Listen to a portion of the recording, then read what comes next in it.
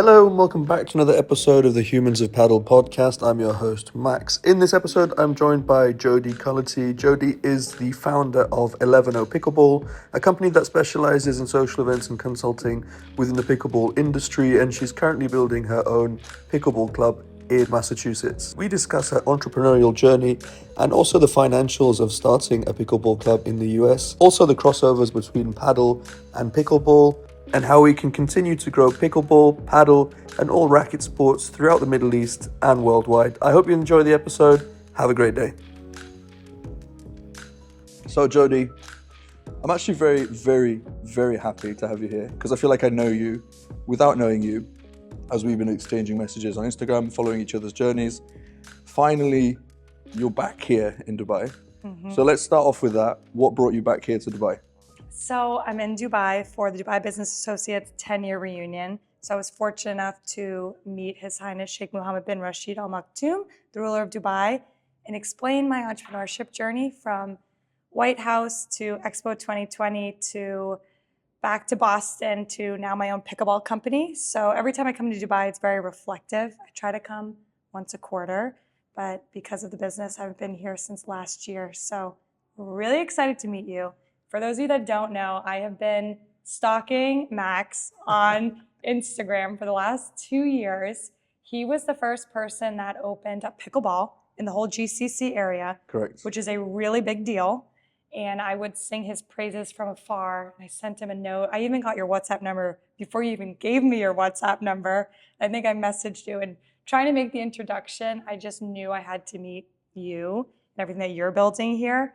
So this is definitely a long time coming, and my whole trip, the reason why I'm here yesterday was because I was speaking on stage yesterday, but this podcast and experience was number 2. I was like, okay, I have my dress for my speech. What am I going to wear on Max's Humans of Padel podcast? So Wow, I'm flattered. So no, it's a big deal. Meeting the Sheikh podcast. I'm very fine with that. I mean, it's pretty close. I'm 100% fine with that, and I appreciate it. I'm flattered. So tell us about your pickleball company. So my pickleball company is ELEVENO Pickleball. I came up with the concept when I left Dubai, actually. So I did Expo 2020. I was leading the protocol team on behalf of the State Department. And as you can imagine, when you leave Dubai and you go back to your roots, there's just this huge gap.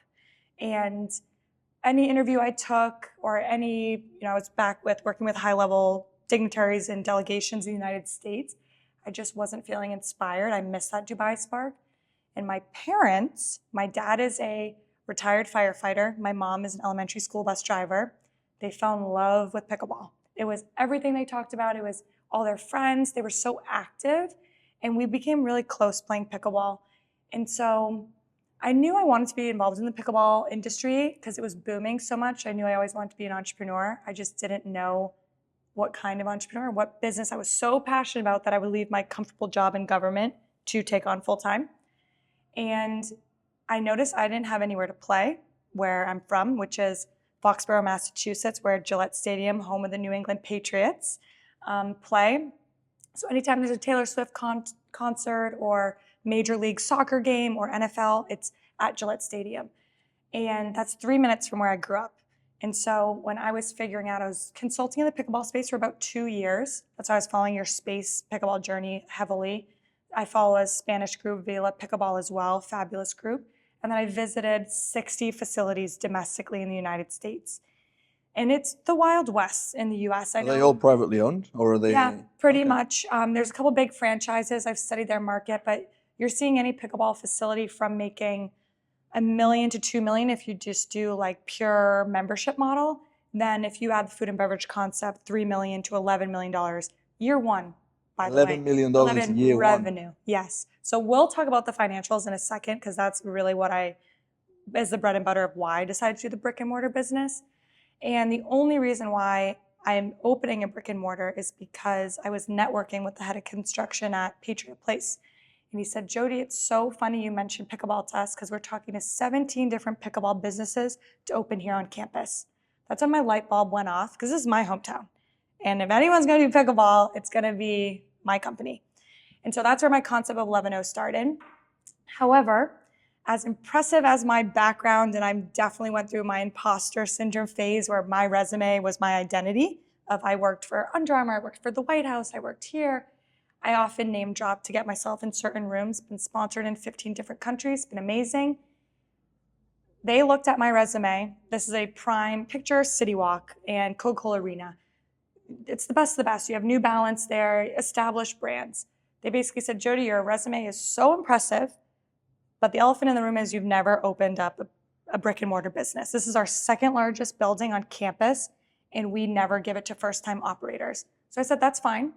Let me prove it to you that I can run a business. Let me get you comfortable with my business styles. And more importantly, let me lift your campus up because you're missing out on the pickleball community. So for 2 years, I started running these pop-up concepts. So I used Pickle Roll, which Pickle Roll is a great solution. It's temporary courts.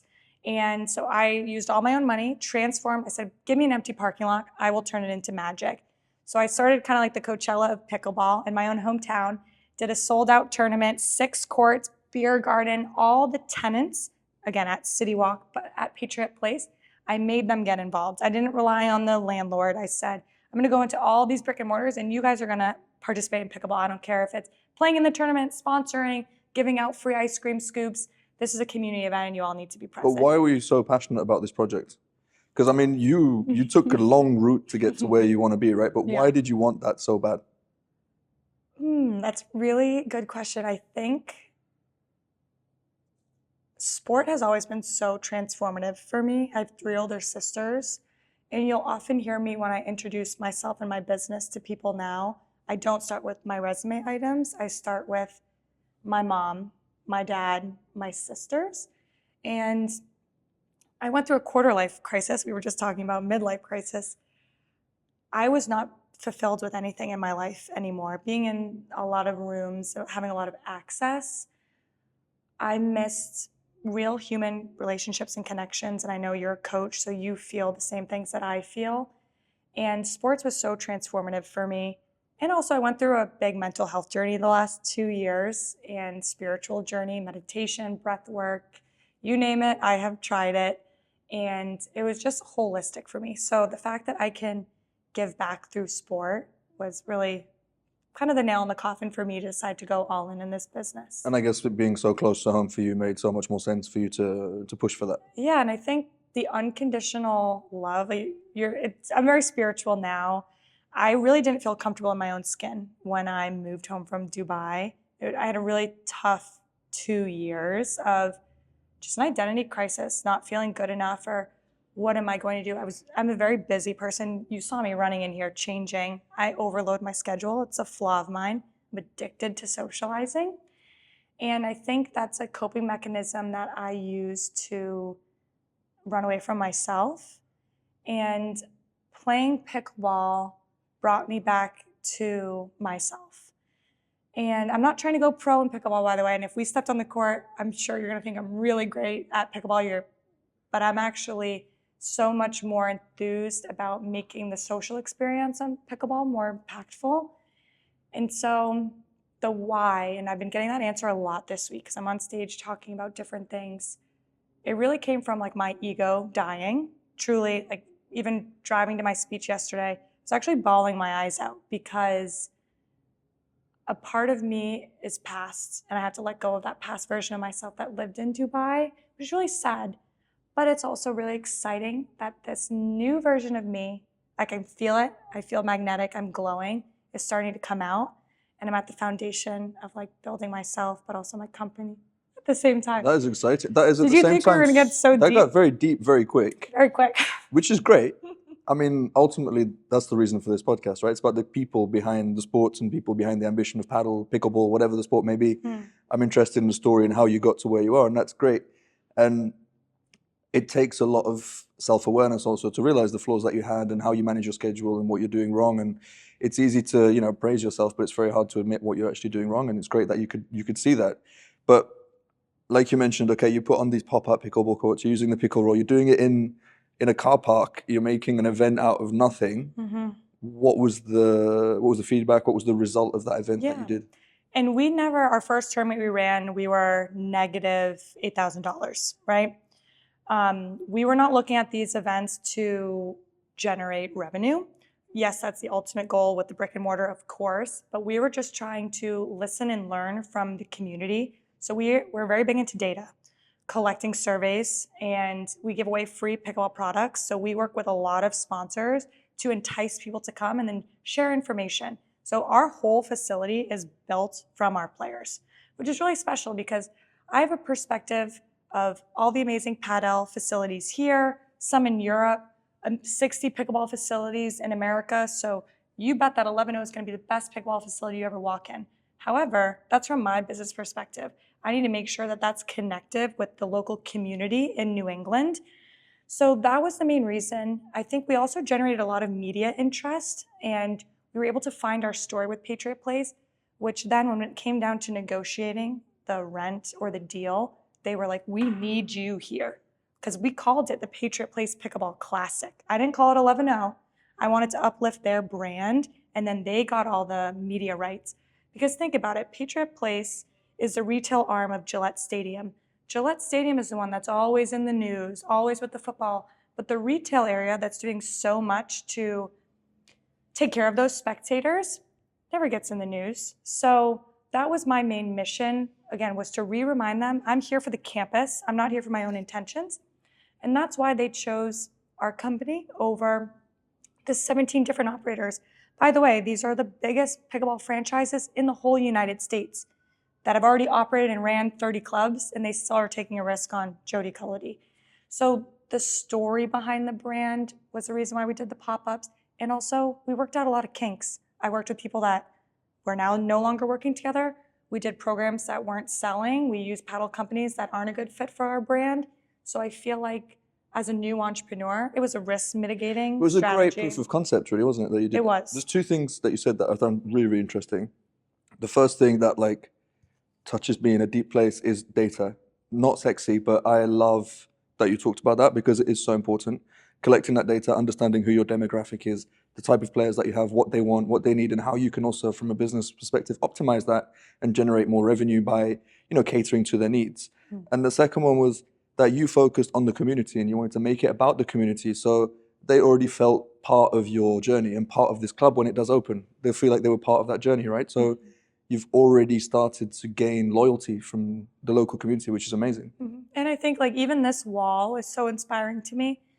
We want the community to feel like they built this with us. So what's very popular in America and why pickleball is the fastest growing sport in America and versus paddle, we'll talk about that separately. All of the towns around us have free public parks with pickleball. So people always ask me, well, why would I play in your facility and pay when I could play down the street for free? You can absolutely do that, and I hope you do that. But if you're searching for organized community where your name can be on one of the pickleball in the main grand entrance, you could say, there's the town of Rentham, Massachusetts, and Jodi Cullity played here. Just very similar to breweries in America, how you can put a pin, oh, someone from Kazakhstan has been here. That's what we're trying to generate is this need of, have you been to 11-0 yet? I heard the town of Medway is the last ball that needs to be added to the wall. Like, we should get the group and go.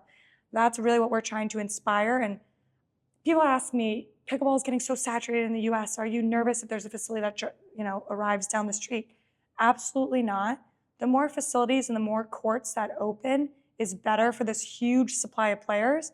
But the special sauce that we're building with our brand that others aren't thinking about, it's the same reason why McDonald's is next to KFC, next to Starbucks and Dunkin' Donuts. They're all the same product, but they sell a different experience. And that's what Dubai does so well. And that's what lacks in America in the pickleball space. It's a lot of copy-paste facilities, membership, 9 courts, unlimited play, you name it. But to be attached to a brand that you're proud to wear on your chest, that's a whole nother business strategy in and of itself. Yeah, I mean, we weren't the first to build a paddle club in the UAE. We came to the game a little bit late, and at the time when we opened, a lot of people would say, don't you think it's too late? Aren't there too many clubs, etc.? But you can put courts in a warehouse, anyone can do that. But not everyone can create an experience, and what people feel when they walk through the doors, how they feel, the experience that they have playing with people, connecting with players. And I guess that's what you can create as well to differentiate yourself from the free play, the municipal courts or whatever it's called, where there's no interface, right? It's just literally the 4 lines of the court, and you play and then you leave. There's nothing to keep you there, and there's no community. Absolutely. So when are you guys going to open? We're in the end of our capital raise, which we can talk all about. Okay, let's talk about it. We can talk about it. How much you need? Raising $3 million right now. Okay. We're about halfway there. We have 2 people that are going to write the final checks, but it's like dating. It is exhausting. It's by the 3rd date, are we kissing or not? And that's the same with investment, right? It's speed dating until you find your marriage. And so both of us are fun people. We're coaches. We're always on the court. A lot of my business meetings have been on the pickleball court. And it gets to the point of we obviously need to build our personal relationship before you decide to invest $100,000, $500,000. However, when is the right moment? That's been really tricky for me of asking, like, are you in or are you out? Because if not, unfortunately, I have to move on and then build this other relationships. And as great it is taking phone calls about your kid's soccer game and are you down for this game? I have to be strategic about and that's why meditation is so important for me right now, because I'm always on. I always have to be this vibrant Jodi Cullity that you want to be around, because I don't know if you're an investor, I don't know if you're a partner, a sponsor, a customer, a player, even the person at my grocery store when they bag my groceries, that's a potential customer for me. So I always am selling in a very natural, authentic way. So it's hard for me to shut off. So I'm hoping my capital closes by the end of the month so I can actually focus on the real business side of things. But it's definitely been a grind. Learned a lot. So where are usually the points of friction? Like, let's say you're talking to a potential investor, potential sponsor. Where does it fall through? I think 2 places. I think they ask, is it going to be a fad? Which racket sports in America, besides tennis, there was Racket Club, and that's no longer a business. And with so much saturation, you really have to have a good relationship with your landlord, because you just can't, $30,000 USD a month to pay rent. That's not cheap. And so when you're talking about expenses that high with $20 an hour court reservations, because by the way, the YMCA is charging $4 an hour, how do you compete? How do you get people in your door? That's been the question. It's been, what is your secret sauce? So our revenue secret sauce is 40% food and beverage, 30% corporate events, 30% pickleball. This 30% pickleball will likely decrease. Our food and beverage profit margin will increase heavily, and then our events business is going to increase heavily. So that is with a lot of investors who are avid pickleball players, and they say, well, I'm going to sweat. I just don't see myself drinking a beer or eating after. I'm there for the workout. And I like to remind people, we have showers by code. We have to have them in our facility. We are not targeting those people that are expecting to play 4 hours and then take a shower and go home, that are going to bring their own power bar, that are going to bring their own waters. We are targeting the people that have never heard of the word pickleball, because there's nothing better than scooping up the first-time player. They want to buy the shoes, the paddle. They want to invite their sister, their friend, their brother. Can I come to your open play? Can I come to your intro class?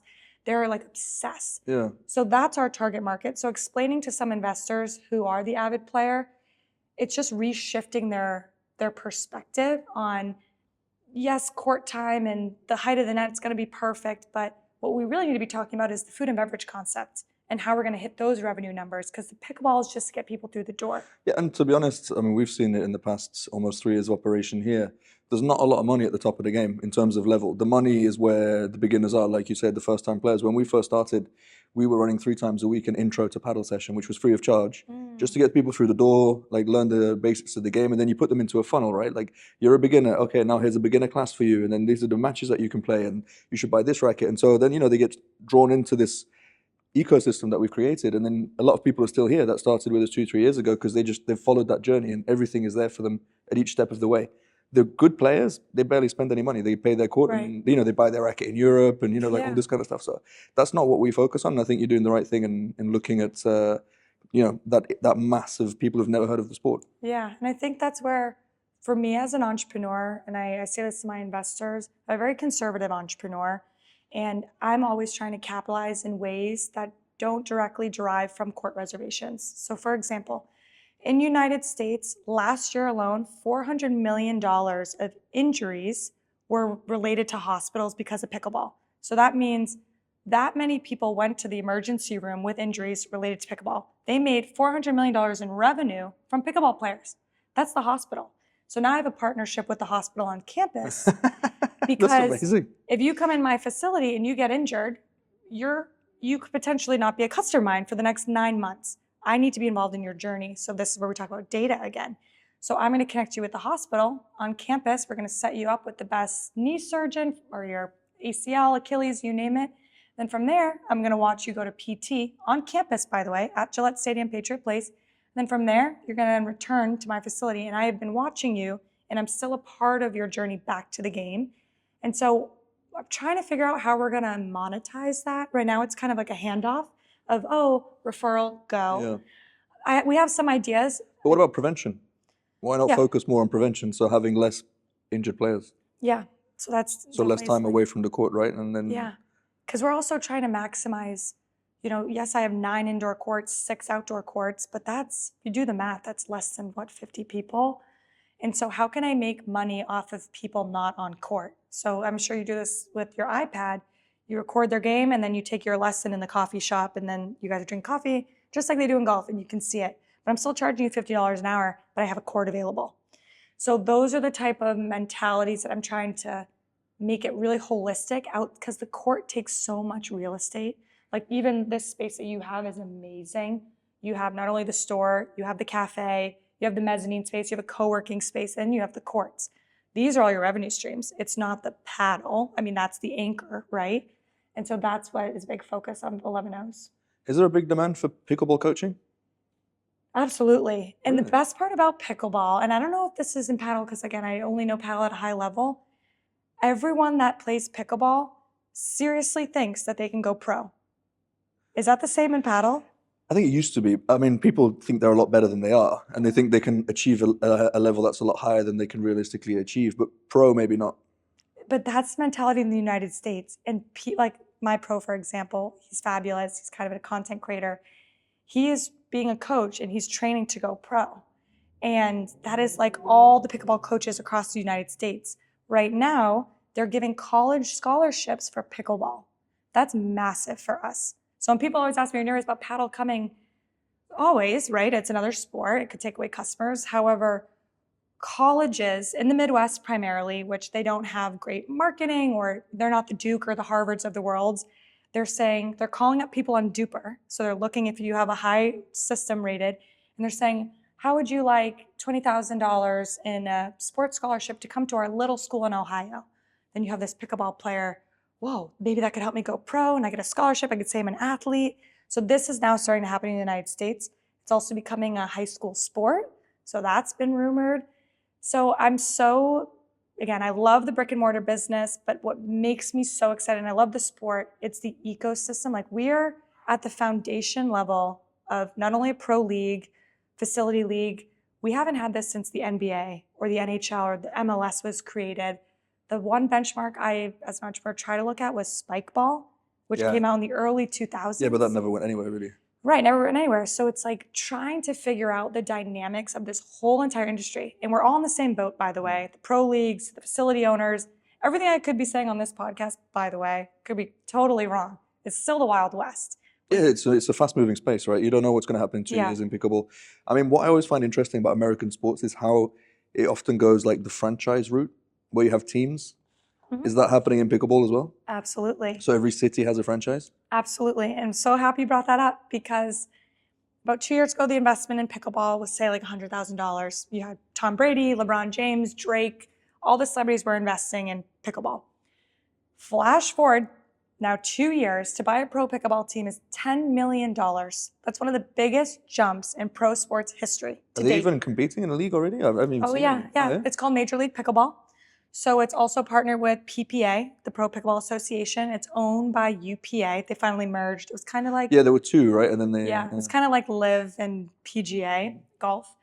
And so now, right now we have 24 teams. They're trying to move to a home and away model where we would come to your facility, just like the Celtics play the Lakers. Very same mentality. We're about 2 years away from that model. There's only one last team to purchase, and that just happens to be Boston, Massachusetts. Oh. So we're hopeful that 11O would be a part of that journey of bringing the pro team to New England. So if anyone has $10 million to spend, that could be the... That's why I'm in Dubai. Like, Do you think that where would is be this a good money? purchase? Absolutely. Really? Like if I had Yes. $10 million today, Yes. you would suggest I buy a pickleball team? No, I would suggest that we negotiate together to get that down to 5 million. And I think 10 million is a little outlandish. And I think they know that too, but they're in so much debt. And I won't talk like confidentiality of the conversations we've been having with them. There's so much growth. If you go to, and I'm going to invite you in September, you're going to come to the Major League Pickleball event in New York City. It is overflowing with spectators. You have Gary Vee on the sidelines. It's picture NBA basketball, the amazing, you're throwing t-shirts in the crowd, rah, rah, but it's pickleball. Where do they do this? In Madison Square Garden? No, they do. It's outdoors in City Pickle, in Volan Rink, in Central Park. Oh, okay, yeah. So and the best part about the Major League Pickleball, you only need 2 courts. So we're building out our facility just in case we host it. It's not a big amateur event where you have 30,000 players. It's 2 courts, and then you have different teams playing each other at different times. Each of the teams have mascots. They're really fun, and we're building the next MLS, NBA. And so if you want to be a part of that, now is the time to do it. We want to be a part of it because we don't know when a sport will roll out like this. I know Padel has a pro league, but I think... I mean, they have the PPL in the US, the Pro Padel League, that they've started, and they have franchises as well. They've started that similar thing. I mean, it's taking off slowly, but do you see, I mean, as we're on the conversation of Padel, do you think Padel is a competitor to you? No, I think it's different, and it's coming to the United States, and I think it will be here more prominently in 2 years. The issue is paddle's expensive. To put in one paddle court in the United States, it's around $50,000. To put in one pickleball court, by the way, could be just tape-in nets, or it's up to $5,000 per court if you get the really, really nice one.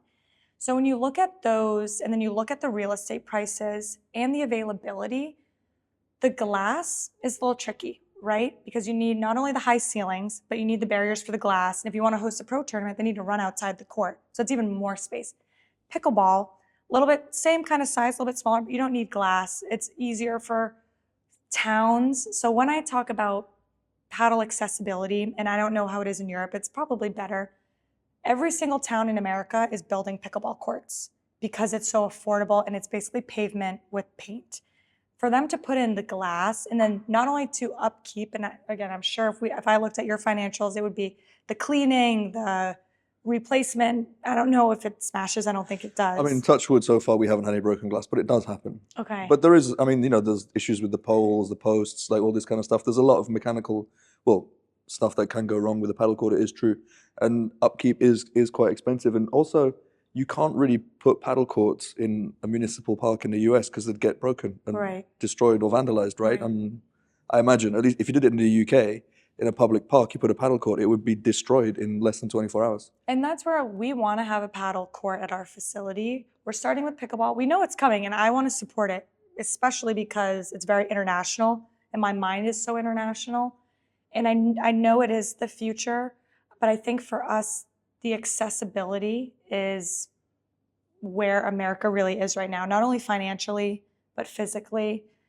So just pickleball provides that more than paddle. And you already have the momentum for it. Yeah. I mean, we obviously were the first to do pickleball here with the indoor pickleball facility, which was great. We had 6 courts. It was nice. It looked great. I mean, unfortunately, we had to close that down due to licensing issues. And we were operating it, I think, for about 6 to 8 months. Amazing. Obviously, the beginning's slow, right? You're the first, there's no momentum. But to be honest, towards the end of it, like we were filling those, like the peak hours. Instagram. I loved it. All the events were going well. People enjoyed the sport. We were getting crossover from paddle to pickleball. And for me, I mean, it was a bit of a heartbreak. And to be all honest with you, it was one of the reasons I took this job was because we were going to do pickleball. Because I was excited to do a new sport. In the long run, it's probably for the best that we didn't, because I was spending so much time focusing on that and not on the paddle side. And then we developed the outlet after that. But for me, pickleball in this region has so much potential. It's a matter of time. I mean, now there's 2 great indoor clubs. You know, you have Picklers and you have also Pickle Turf. Pickle Turf, exactly, in Mina Rashid. So, I mean, they look great and they're doing well. And, you know, they're now doing all that grassroots effort of trying to educate people and get players on the courts, get people playing and activating the sport. But I do believe that pickleball will take off here just because it's so easy to play. Right. And I think a lot of people can't do this a lot. sometimes. Yeah. And that's a lot of paddle, where pickleball, the serve is underhand, a lot of it's like I play with, there's a guy, he's 82 years old. His name is Bill. He lives in Georgia. My life goal is to beat him in pickleball. I'm not even exaggerating. You might outlive him. I'm so competitive. To have him dink against me. In singles? No. I only play doubles because my knee. He is so strategic when he plays. I feel like I can never beat him. And that's the beauty of pickle and the diversity of the court, where you can just show up to an open play. And that's my question to you. Does paddle inspire that open play mentality? No, because you have to have 4 players. And I thought about this a lot, right? Because when we did the pickleball, we had a lot of the open play, rotation, all this kind of stuff. But also the score system in paddle, as it's similar to tennis, the matches are longer. It doesn't work the same way. no Like that, flow. like shuffling and rotating in and out. And also the level. Obviously, paddle is easier than tennis, so the difference in level doesn't matter as much. But pickleball, literally, like you can have 4 very different levels and still you can have an enjoyable game. Yeah. So that's also an issue. And it's actually a psychological thing that I believe is the biggest issue when it comes to paddle, is because you have the walls and the glass. So you shut yourself off from the rest of the people in the courts. Pickleball is so open. Yeah. Like everything is open. You literally walk from court to court. I feel like there's a psychological thing of like you enter the court, a paddle court, you enter the court, and then that's Your where you are. bubble. It's 4 people, you're in that bubble, which I think is why people like it as well, for that reason. And also networking is good because you have that proximity with those 4 players. But for like the shuffling and the open play, it just doesn't seem to work. It's really interesting because for me, so I was traveling with the White House campaign during this election season, and the days are really long. It's really grueling. And I always travel with my pickleball paddle. Even here, I travel with my pickleball paddle. The quickest way on work trips or even international trips for me to feel like I meet the community and go out, and this is, not being on the apps, not trying to email and try to make a schedule. It's hopping on a court and just being able to drive up to a random public park or go to the Picklers in Dubai, and then automatically it's an open play. I can just fit right in because I don't know 4 people to play pickleball unless it's you or I already had personal relationships. And even when I went to the open play at Picklers 2 nights ago, I connected. So many people came up to me after, how long are you in town? Let's exchange numbers.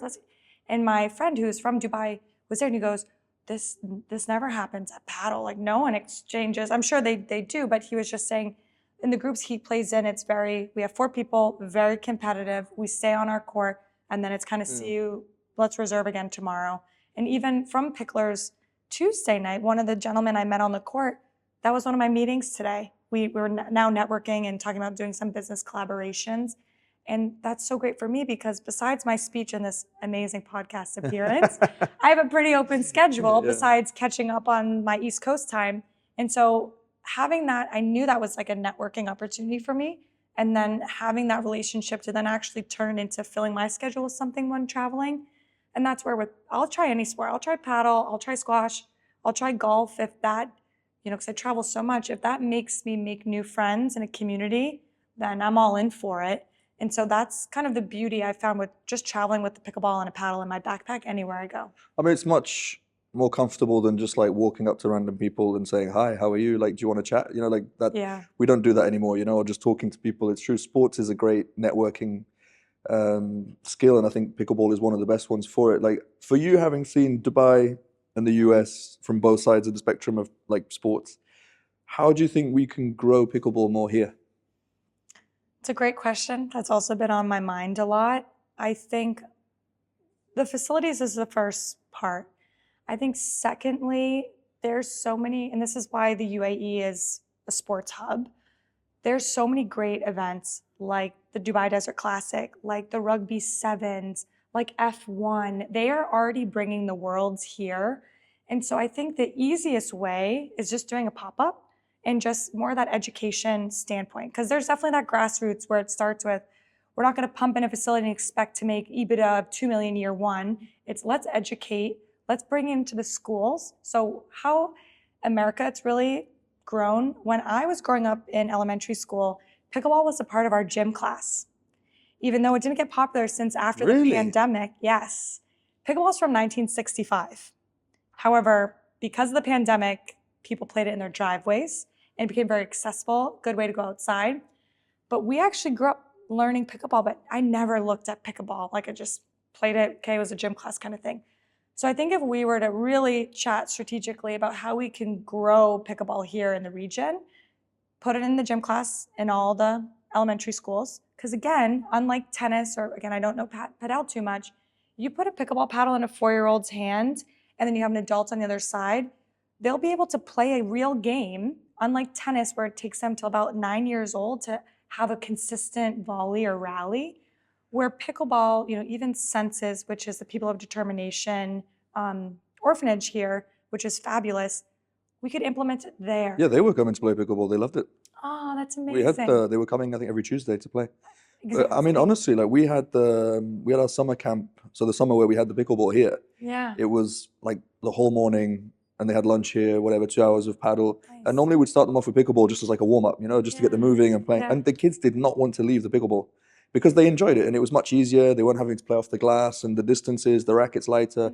They loved the pickleball, and the parents were getting angry at us, saying like, "We brought our kids here to play paddle, not to play pickleball." We're like, well, this is what they want to do. So like we're letting the kids enjoy doing what they want to do, right? So yeah, that was quite a surprise, and I think especially from the kids and the grassroots stuff, like it's so much better for kids to play pickleball than to try and start playing paddle. I mean, it's hard to get kids playing paddle. Yeah, I agree. And so I think grassroots would be into schools, more kids programming, and then it's going to just take popping up at these different rugby sevens. They just added paddle courts there. Yeah. I saw. And so it's like just add one pickle court and just get people to try it as much as you can. Spread it and try it as much as you But can. who's gonna back that? That's us, right? Oh, that's us. Like we're doing that. New business, Max. Okay, it's happening. New business. No, that's something that, part of my speech yesterday in front of the UAE leadership was, where do we start? And I don't have the answer today, and maybe it's not me. I'm here to help in any way, shape, or form. It has to be someone, and it's not going to be one brand that does it. It's a ripple effect. All these paddle companies, they each have their own specialty, but they're all helping the sport of paddle grow. So I think someone in GCC will kind of figure it out, but they're going to need a team that already has facilities. They're competitors, by the way, but there's still one team to help it grow in the region. Yeah, I mean, at this point, any pickleball facility needs to work together to grow the sport. They can't be, fighting with each other and being enemies. Even in paddle, to be honest, like when people tell me new clubs are opening and this, I'm like, great, more people playing the sport, more people, it'll keep the momentum going and people find out what they want. Some people like playing here, some people don't like playing here. There's a market for everybody. We offer something different. So this is a question I have for you that we're considering, and we've only seen a couple of facilities do it. Because the elephant in the room is, we know there's a paddle facility over there. We know for us, there's a pickleball facility 20 minutes away, 30 minutes away. And people are like, oh, you're opening there. We don't want it to be this competition. So what we've seen is people doing facility leagues. So basically you would work with Matcha Club, you would work, say, Pickle Kingdom, whatever. You take 5, you do a traveling league. Every Tuesday night, you're playing at this location, that location, and you all split profits. And you already know people are reserving courts. And again, I don't know your model, but for our model, we know that they're not coming to our facility only. We know that they're going to all the other facilities. I mean, we ran, myself and at the time the manager of Padel 700, Luli, we ran an interclub for 2 seasons, which was free of charge for the players, and it was taken on by the clubs just to kind of create a bit of, Cool. But the biggest issue that Dubai is a bit different for that, so you probably won't have this issue, but here is people travel a lot. So getting people to commit to the same timings on a weekly basis is very, very hard. A lot of people have jobs which, force them to travel, or they're working on a flexible schedule, they go on holiday. So getting people to commit to like leagues, leagues in Europe is everything. There's a league for literally any sport you want. But here, getting leagues off the ground is very challenging, and we've tried it in paddle. And we can't do it because people aren't really available for more than like 6 weeks at a time. Like we can't do a year-long league. No. Yeah. So it's challenging for us to get those kind of longer term things in place. I think now there's probably more players. If we did try it again, we could probably get that to work. But it's been a challenge that we faced, and it's a Dubai problem more than like a global problem. Right. So we run leagues locally at other clubs right now until we open. We found the same thing. People make their reservations the night before rather than committing to a 6-week league. However, we found we make it duper rated, which a lot of people, can only get that in tournaments, and they want to improve. So we do 6-week leagues, and if they can't come, They're responsible for finding their own sub, and then if they don't find their own sub, it's fine. We'll find them a sub. So we take that burden off their plate. So we found more success by giving them a shorter 6-week window. We tried it out. We said, okay, is it going to be 2 weeks, 4 weeks, 6 weeks? Because we don't have attention spans past 6 weeks. That's just in general, we don't. And we found that we asked them to find their own subs because we don't want our team to work extra hard. And then they really weren't doing it. So then we said, okay, if you miss it, we give you your money back for that night and we'll find the sub. And then we make the sub pay $25 for like a sub appearance fee.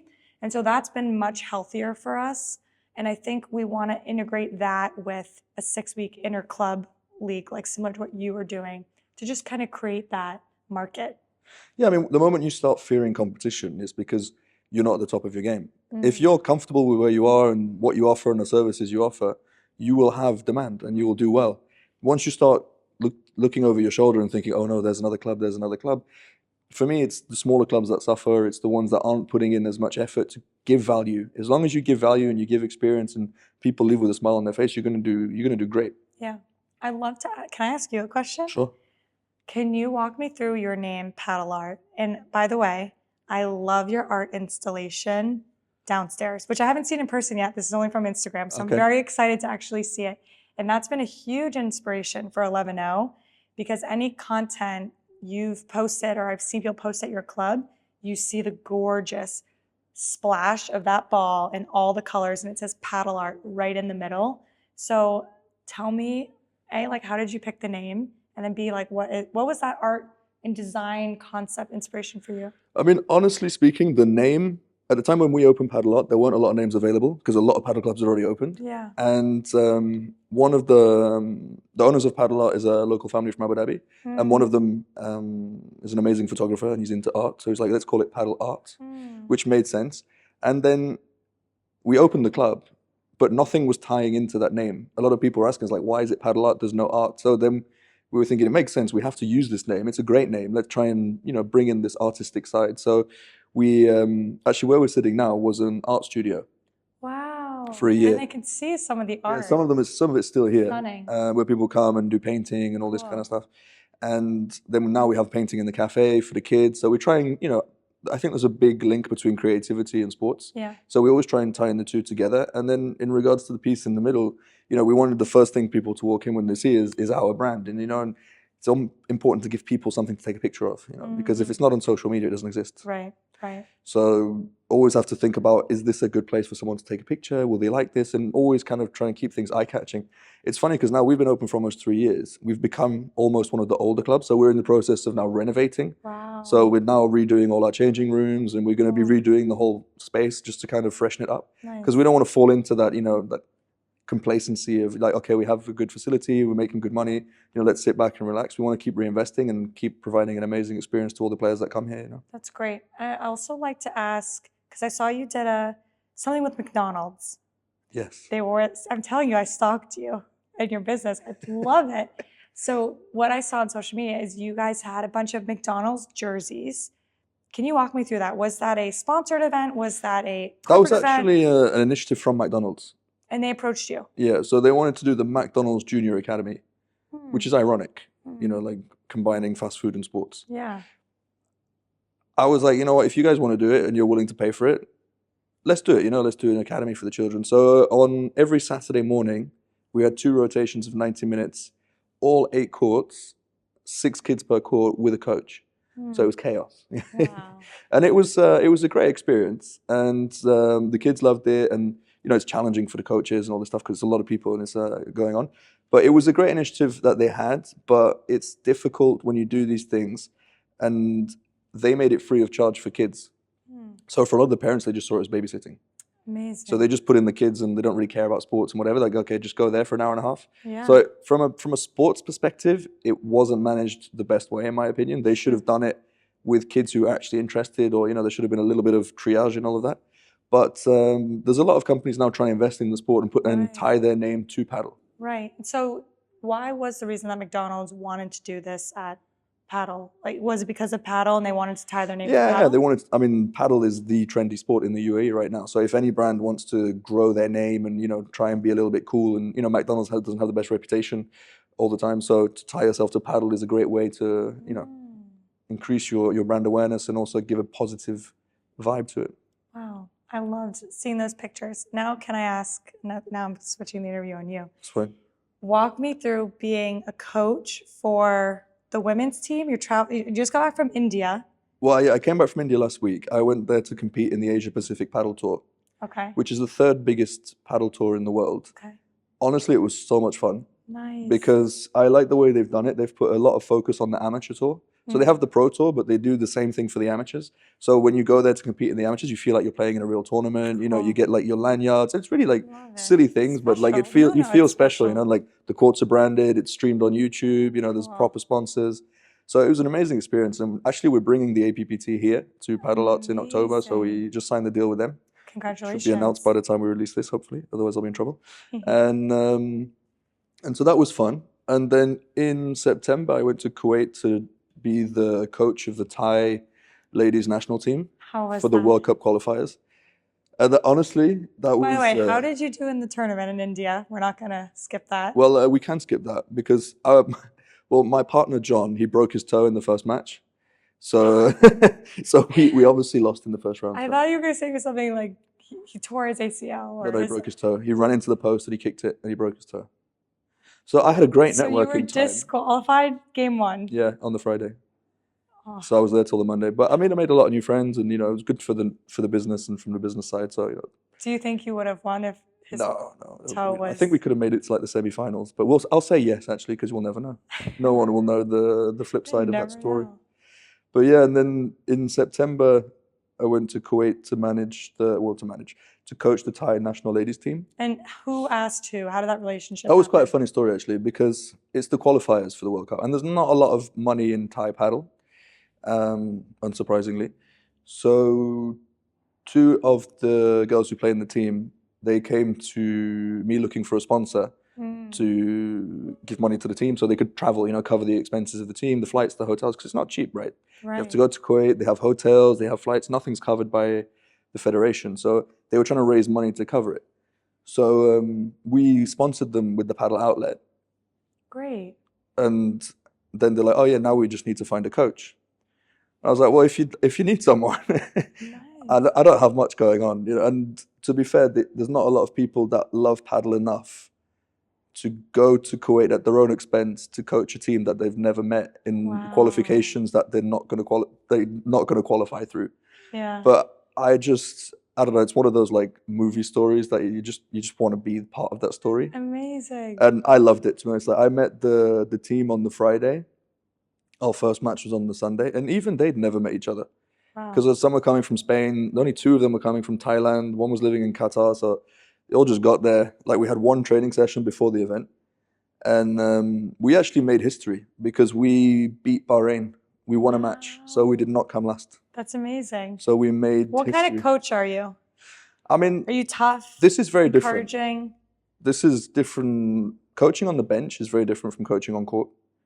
Explain that to me. So on court, you're going to work on more technical, tactical things. When you're sitting on the bench and you've got two players coming off the court, you can't overload them with information. They're already like stressed and tired. You're not going to tell them change the way you hit the ball because they're not. That's the last thing you want to be doing.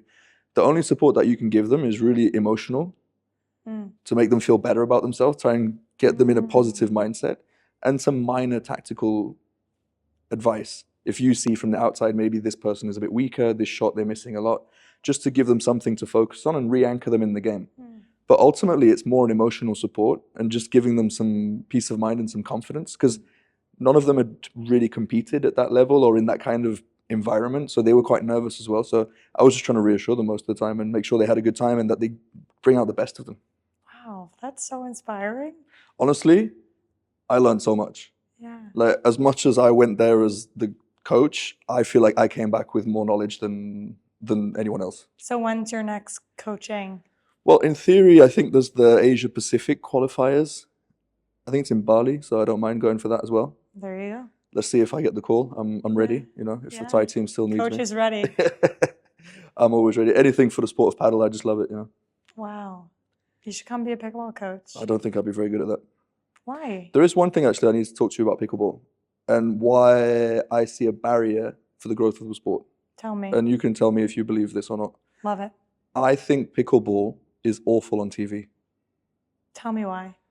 It's just people standing at the net, and you can't really. I don't know if it's because of the angle, and it's a lot of dinking, and it's not very fast, and there's not a lot of movement to it. I find maybe I just don't know the sport enough, but I find it doesn't reflect well on TV. That's really interesting you say that, because I see it so differently. And the good thing about the size of a pickleball court, if you're watching, it's in your, like this would be the size of a pickleball court. Yeah. I don't have to turn my head like tennis. I could see the whole game all in one eye shot. So that's one benefit of just psychology of the sport, not having to, is it going up? Is it going down? It's I'm talking TV. That's TV. different. Yeah. So if I'm watching TV is on on tennis YouTube, is the same. It's one you're looking down. well, pickle you watch straight on TV. The matches I've seen, and this is what I love about pickleball, it's slow, strategically slow. It's patient. So when you see them, wow, they're at a 60, dinking 60 times in a row, and then when that person hits it a little bit too high, then it turns into fast hands, and it's like back, back, back, and they're on defense. Then it becomes really fast. I think that's what makes it so unique, is that gradual excitement. I mean, I must be the weird one. It's because the viewership of pickleball is high on TV, right? Very high. And it's on ESPN and all the Yes. top channels, and people do watch it. Mm-hmm. So maybe it's my lack of knowledge about the sport. Or maybe it's just the match, and it's not you, because in America, yes, we have a lot of eyeballs on pickleball TV right now.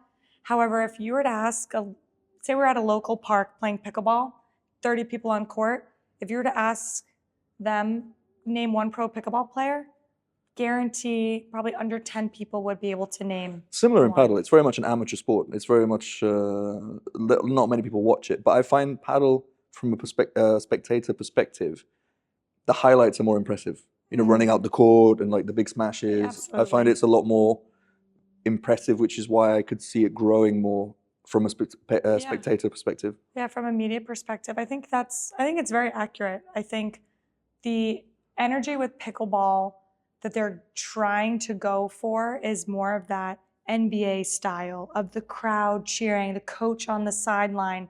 We're working towards it. But yeah, if you go on YouTube and watch kind of any random match, you're likely going to skip to the next video. But if you were to get sent the ones, same with paddle, right? If you were to get sent the ones with those highlight reels, it's like, wow, this sport looks so incredible. We've been talking for almost an hour. Okay. Which is great. But let's make... But there's one thing I need to go back on, because you said you would, because I don't forget. Oh, boy. We briefly touched on the financials of the pickle club, of running a pickleball club. Yeah. Break it down for me. Sure. Because we need to get more people building pickleball clubs, right? Mm-hmm. That's the plan. Mm-hmm. So if I'm going to build a pickleball club with 9 courts, how much money can I expect to make? Yeah, so you can start, and this is why they're popping up everywhere in the United States. To open a pickleball club is under $500,000 USD. If you do the bare minimum of paying your rent, high ceilings, the fan, and then the paint on the courts. So say that's about $400,000. If you want to make an elevated experience like a paddle art or like ELEVENO, what we're building, it's at least a $3 million build. We've had some facilities raise $15 million, and they're doing $11 million year one in revenue.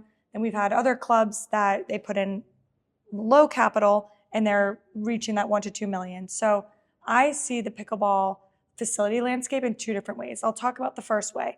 One is your traditional membership club, bare bones facility, low capital to start, under $500,000. You're looking at revenues anywhere from, in a great year, minimum 1 million if you program it really, really well. On a great year, I don't see it passing $3 million.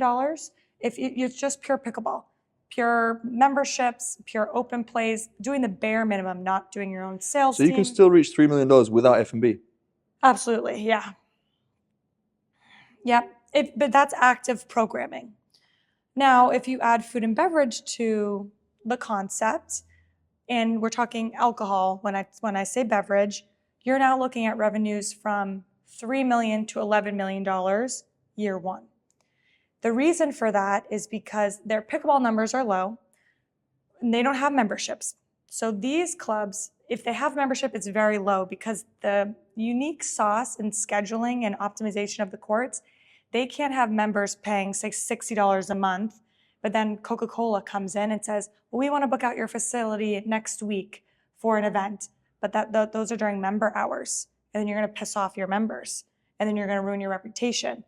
So the flexibility of the timing and what I've seen succeed, it's not the best strategy, but what's working right now in the United States, to book a court, and I don't know if this is how Padel works, it's if you're a non-member, it's 5 days in advance you can book a court. If it's a member, you get 2 weeks in advance. However, they always leave at least 4 courts open for corporate events or other celebrity content, you name it.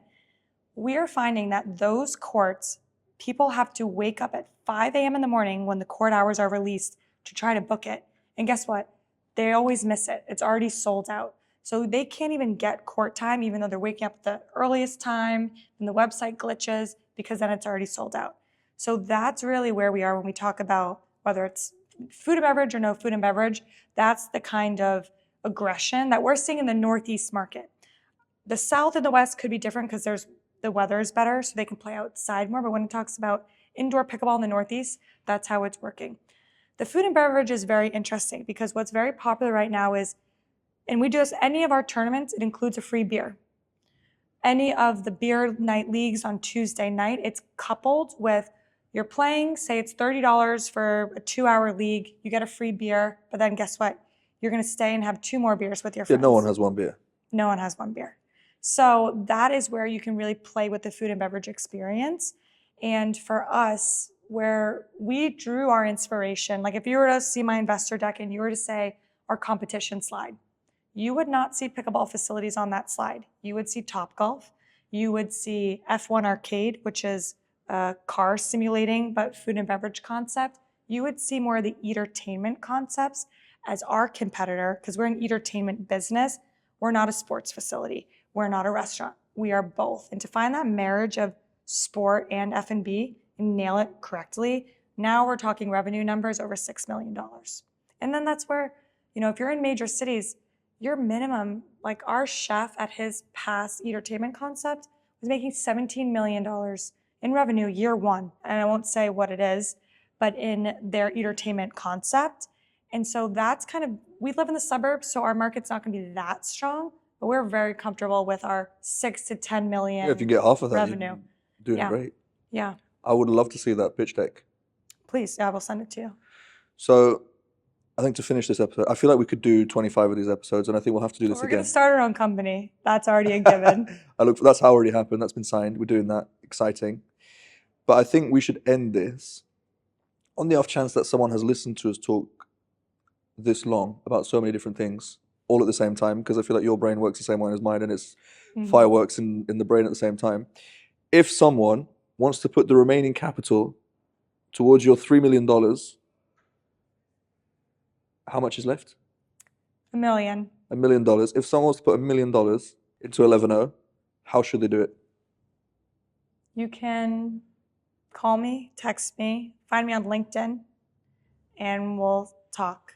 I'll put a link to your LinkedIn. LinkedIn would be perfect. And even if you're not an investor and you're listening to this, whether you're a partner, a sponsor, a player, I love to connect. And there's so much synergy outside of our 4 walls of ELEVENO, whether it's the pro team or whether it's a new technology app that we're thinking about, or whether it's just sports diplomacy. How are we going to bring this to FIFA World Cup in 2026? How can we appease to the Argentinian fans versus the Qatari fans? That's really where this global perspective, and I'm so excited for Humans of Padel, because that's the beauty of ELEVENO. There's not one avenue. And that's what I always tell, I send out a monthly entrepreneurship newsletter. 60% is about ELEVENO, 40% is about Jodi Cullity. And I do that strategically because whether you're from my government world, my Dubai world, or my current sports world, how can I connect my past decade and my current decade to my future decade? Because this conversation, we may take this nowhere, but in 3 years or 5 years, there might be an opportunity that comes up, and then I think, Max, that's the perfect person. So I always invite people to connect with me, whether it's a fit for them, ELEVENO or not. we'll always find synergy between our lives, and human connection, humans of paddle. Wow, you tied that up nicely. Is what is the most important thing right now for me. Nice. Jodi, thank you so much for your time. I look forward to having many more conversations with you. This was too fun. Wishing you all the best with ELEVENO, and we will be following your journey. Thank Thank you. you.